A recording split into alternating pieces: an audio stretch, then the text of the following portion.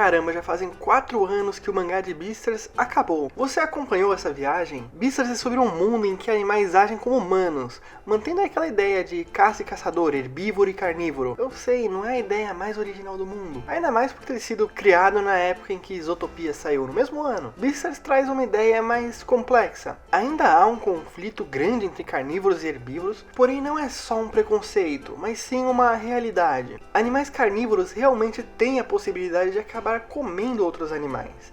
É um instinto natural deles, é como se uma chave ligasse e... Você tá mordendo a minha bunda! Não. E é claro que também que herbívoros estão totalmente cientes dessa situação, mas mesmo assim eles tentam viver em sociedade. E essa diferença não é só entre animais carnívoros e herbívoros, também é pequenos, grandes, animais do mar, animais da terra. É um mundo bem mais rico e até um pouco mais complexo. Por exemplo, os ursos desse universo eles têm que tomar um remédio especial para diminuir a força deles, porque caso contrário, em interações comuns do dia a dia eles podem acabar tirando o braço de alguém de tão forte que eles são. E também tem as galinhas, que vendem seus próprios ovos para as lojas para os carnívoros comerem. É um mundo rico e cheio de coisa legal. Mas não é só o mundo que é legal. Aqui a gente vai acompanhar a história do personagem Legoshi, um lobo meio bobado que está no ensino médio. A primeira coisa que a gente vê tanto no mangá quanto no anime é um caso de predação. Um animal que acabou devorando um herbívoro e ninguém sabe quem é. A vítima foi uma lhama do clube de teatro, que se situa na mesma escola em que o protagonista estuda. Então aqui a gente consegue observar que carnívoros estão sentindo o peso do medo dos herbívoros. E os herbívoros, até com um pouco de razão, têm medo de se aproximar dos carnívoros, porque eles podem acabar despedaçando eles quando quiserem. E também o possível culpado desse crime deve estar entre eles. Mas é claro que também tem a parte chata, deles terem um pouco de preconceito com carnívoros. Carnívoros também têm umas ideias meio estranhas. Tem alguns carnívoros que chegam a glorificar esse negócio de comer carne. Então não é algo tão simples quanto parece. E Legoshi também é grande alvo desses problemas, porque ele é um lobo cinzento gigante que também tem um grande instinto predador. Mas não existe só esse lado nele. Ele também é um grande esquisitão do clube de teatro, que é o núcleo de grande parte dos acontecimentos do início do mangá. Todos os animais do clube estão separados e com medo de se aproximar. Rolam até algumas discussões, já que a lhama que foi morta também era do clube de teatro. E os únicos carnívoros com quem ele interagia estavam ali. E aí com isso a gente vai sendo apresentado a todo esse mundo com diversas coisas pelas interações escolares. Inclusive, esse pessoal vai fazer uma peça, uma grande peça, que vai exigir muito deles. Então a gente descobre muita coisa ali. E é tudo muito bem feito, você consegue conhecer os personagens de uma só vez e também outras coisas, como o que é ser um carnívoro ou um herbívoro nesse mundo.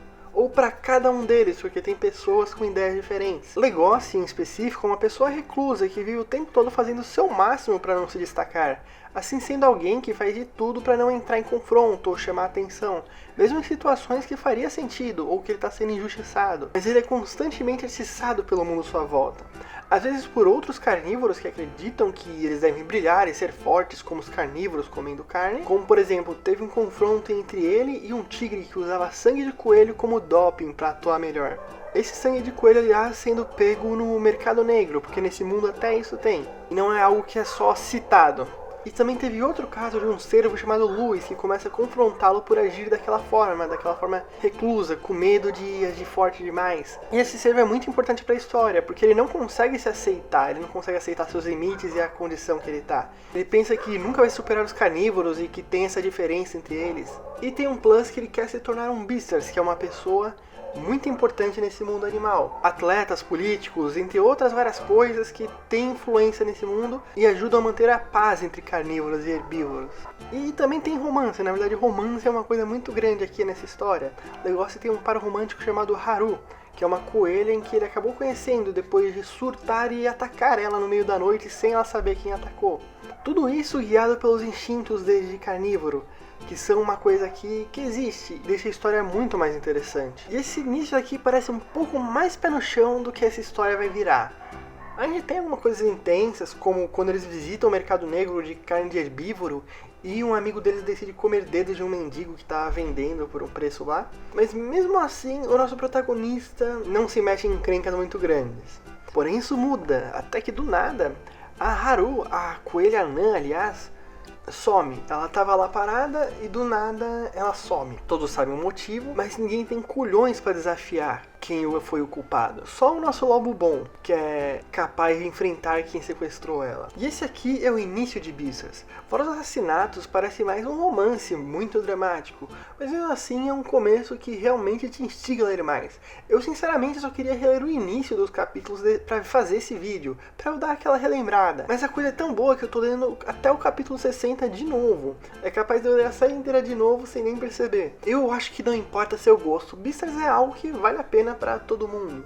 Ao menos pelo início. E se esse pequeno resumo não deu aquela vontade de você ler, saiba que a gente vai pra muitos outros lugares daí. Mas caso você seja alguém como eu, que já leu a série e tenha se decepcionado em alguma parte, eu tenho que dizer que na época que tava lançando eu também senti algumas decepções, mas aqui elas estão sendo muito menores por eu já saber o que vai acontecer e o que esperar. E eu tô gostando muito. Talvez Beastars tenha realmente pisado na mandioca, mas ainda tem um grande valor. O jeito que as coisas acontecem é emocionante e muito prazeroso. Por exemplo, o sequestro da Haru, que acontece lá no primeiro grande arco de Beastars, em que o negócio finalmente vai fazer alguma coisa. Todas as peças estavam lá, a tensão entre grupos, o conflito do negócio, o mundo ter um lado negro, e a pressão, até a pressão política que mostra que ninguém pode ajudar ela sem ser o negócio. Tudo tava lá. Claro que a Shishigumi ainda não foi apresentada, creio eu, mas de resto, tudo se juntou muito bem pra continuar a história. E pra caso você não tenha lido, a Shishigumi é uma máfia de leões que sequestrou a Haru.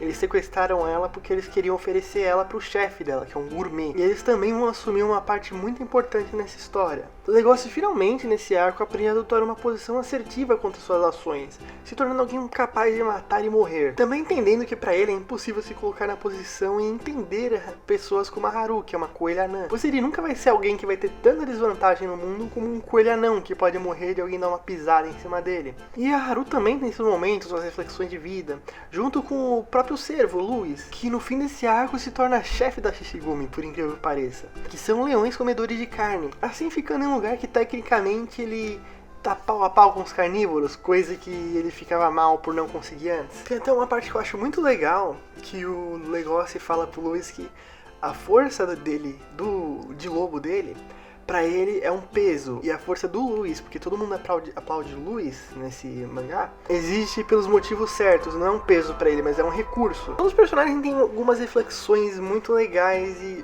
muito interessantes. É um dos motivos que eu acho que essa série traz de melhor pra você ler ela. Mas no fim, tem muita coisa pra ler.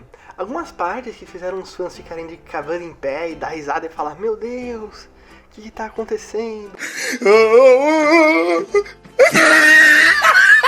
Outras que fizeram os fãs se animarem. Cavalo! Enquanto ao anime, eu não vi ele todo. Eu sei que o CGI é legal, mas pra mim a arte pareceu perder um pouco do estilo nesse anime de CGI.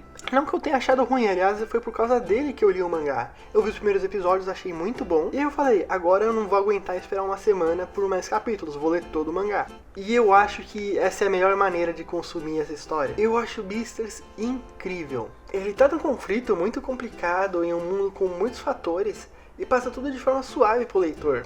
Dá pra perceber que a autora passou bastante tempo pensando na ideia. Ao menos no início, porque no final admito que pareceu um pouco desgastado. Nem desgostei tanto assim, mas pareceu meio fraco. Mas depois de falar tudo isso, leiam Beastars. E se quiserem também assistam, porque pelo que eu lembro o anime, ao menos na primeira temporada, não deixa a desejar e a opening e as endings são incríveis. E uma última coisa, uma curiosidade. A autora Paroi Takagi é filha de Keisuke Takagi, autor de Baki. Claro que todo fã de Beastars deve saber, mas se você não sabe, tá aí. Tinha uma piada em algumas partes de Beastars que todo mundo tava falando que tava ruim, que eles falavam que o pai dela entrava no quarto dela enquanto ela dormia e reescrevia o mangá. E uma última coisa. Também, depois de Beastars acabar, lançou um mangá do conto do Papai Noel chamado Sanda. Em um mundo que muita coisa doida acontece. O Papai Noel foi selado e no ano 2080 ele se liberta e pra fazer coisas de Papai Noel. Eu não vou explicar tão bem aqui, eu até planejo fazer um vídeo sobre, porque eu tô achando essa obra legal. Então fiquem atentos e obrigado por quem comentou no último vídeo também. Eu agradeço muito e até mais.